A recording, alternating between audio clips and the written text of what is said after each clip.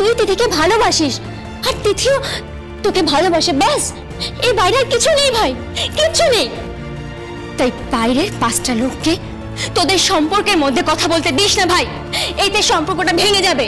কেন বুঝতে পারছিস না? দেখ, তোদের সম্পর্কটা সম্পূর্ণ ব্যক্তিগত, নিজেদের। তাই মা হোক বা দি ভাই, কাউকে তোদের সম্পর্কের মধ্যে কথা বলতে দিস না ভাই। Shut up. রিমঝিম, বড্ড বাড়াবাড়ি করছিস তুই। এত বাড়াবাড়ি করবি না। কি বলতে চাইছিস তুই? ওই তিথি আমার চ্যালেঞ্জটা অ্যাকসেপ্ট করেছে, ও নাকি রুদ্রিক কনফেকশনারিজকে পাল্লা দেওয়ার মতো কিছু একটা করে দেখাবে। ছাড়ো, সব দেখা আছে আমার। তিথি, তিথি, ওরা কিন্তু সব বলে তোমাকে উত্তেজিত করছে। দিদি, তুমি ওদের ফাঁদে পা দিও না, একদম ফাঁদে পা দেবে না। এসব কি বলছিস কি তুই রিমঝিম? এসব হ্যাঁ, তুই মায়ের বিরুদ্ধে কথা বলছিস? আরে ওরকমই তো হয়ে গেছে তোমার মেয়েটা, ওর ব্রেন ওয়াশ হয়ে গেছে, ব্রেন ওয়াশ। ভাই শোন, ভাই ভাই টাকা আমার দিকে, আমার কথা শোনো, আমার কথা শোন। তিথি, তিথি প্লিজ প্লিজ আমার কথা শোনো। দাঁড়া। কি শুনবে তিথি? কি শুনবে তোর কথা? হ্যাঁ, কে তিথি? আমার চ্যালেঞ্জ অ্যাকসেপ্ট করছো তো? পারবে তো এমন একটা কিছু করতে, কিছু একটা করে দেখাতে? নাকি সেখানেও আমার ভাই রুদ্রিককে লাগবে টাকা কামানোর জন্য? কি রুদ্রিককে লাগবে? আমি তোমার ভাইয়ের মতো অপদার্থ অপগণ্ড নই, আমি পারবো। কি? আমি অপদার্থ? হ্যাঁ, ওয়ার্থলেস একটা। আমি আপনাকে বাংলা শিখিয়েছি, আমি শিখিয়েছি ডিসিপ্লিন। এবার আমি আপনাকে শেখাবো বিজনেস কি করে করতে হয়। তুমি আমাকে শেখাবে? হ্যাঁ। তুমি আমাকে শেখাতে পারবে?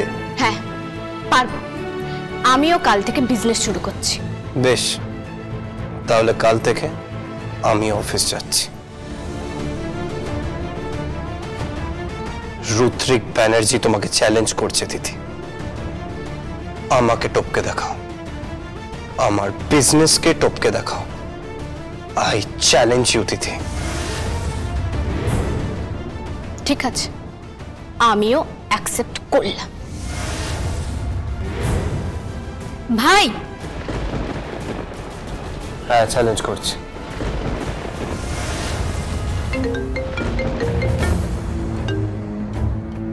হ্যালো, নায়রা বলছে। নায়রা ফোন করেছে? হ্যাঁ বল, পানুর কোনো খোঁজ খবর পেলি? না রুদ্রিক, প্রমার জন্য খুব খারাপ লাগতে, জানিস, ভীষণ কষ্ট হচ্ছে ওর জন্য।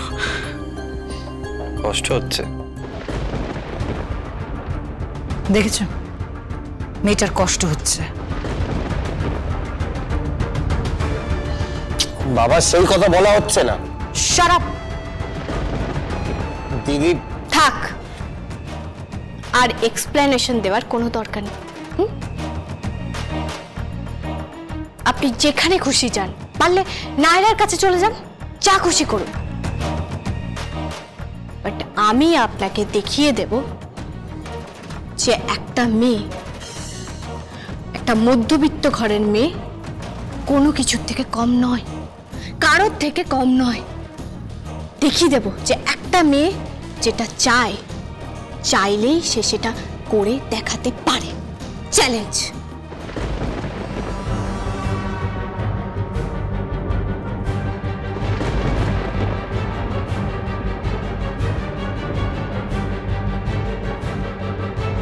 রুদ্রিক, কিছু হয়েছে? কোনো প্রবলেম?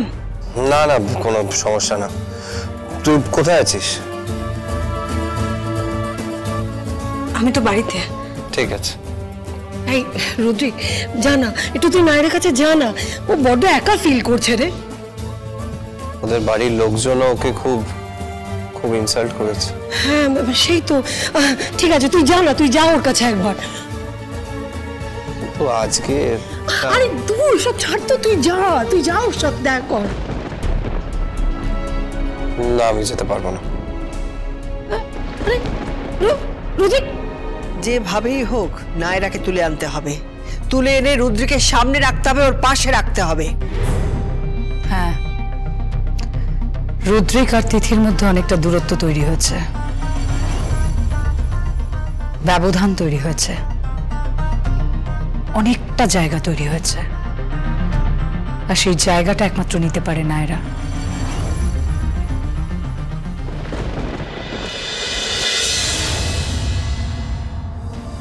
কোনো খবর পেলেন আন্টি?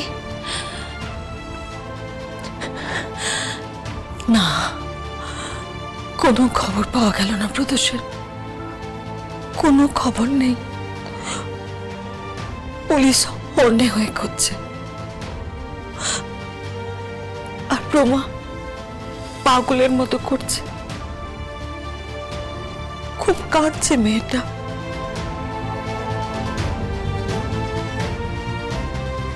এত কিছু কোনো শেষ রক্ষা হলো না নায়রা, পারলেন না শেষ রক্ষা করতে। Sorry aunty, very sorry. আমি ভাবতে পারিনি প্রদোষ হারিয়ে যাবে, ভাবতে পারিনি বড়ের গাড়িটা দরজার সামনে এরকম ফাঁকা এসে দাঁড়াবে। Sorry aunty, sorry. আমারই ভুল, হয়তো আমারই অন্যায় শাস্তি। প্রদোষের কাছ থেকে তোমাকে ছিনিয়ে নিয়ে এভাবে ছিনিয়ে নিয়ে আসাটা আমারই ভুল হয়েছে।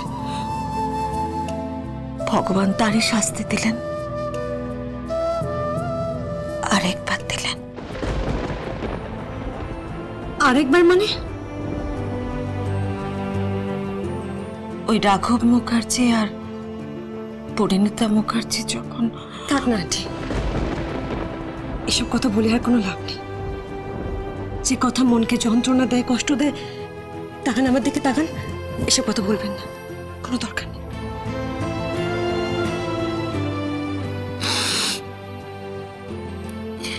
সত্যি তুমি খুব ভালো মেয়ে, জানো, খুব ভালো মেয়ে। তুমি যদি আমার বাড়ির বউ হতে খুব ভালো হতো। প্রদোষ হয়তো সেটাই চেয়েছিল,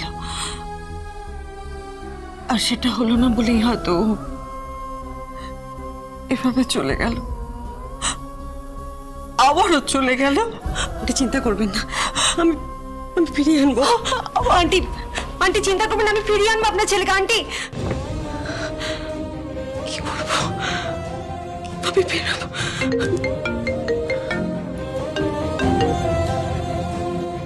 হ্যালো, কে বলছেন? আপনি আমাকে চিনতে পারবেন না। হ্যাঁ বলুন। এই সব তিথির চাল। হোয়াট? কি বলছেন কি আপনি? হ্যাঁ, তিথি মুখার্জি চেনেন? হ্যাঁ চিনি, খুব ভালো করে চিনি। ও প্রতিশোধ নিল। কিসের প্রতিশোধ? ওর মায়ের সাথে হওয়া অন্যায় অত্যাচারের প্রতিশোধ নিল। কি বলছেন কি আপনি? ওর মা ক্যান্সারের পেশেন্ট, মৃত্যুর সঙ্গে লড়াই করছে, যে কোনো সময় মারা যেতে পারে। ছোট্টবেলা থেকে নিজের বাবাকে কাছে পায়নি, তাই ঘেন্না করে ওনাকেও, আর ঘেন্না করে ওই প্রদোষ চ্যাটার্জিকে। এই সব কিছুরই শোধ নিল। আমি বিশ্বাস করি না এটা। হ্যালো,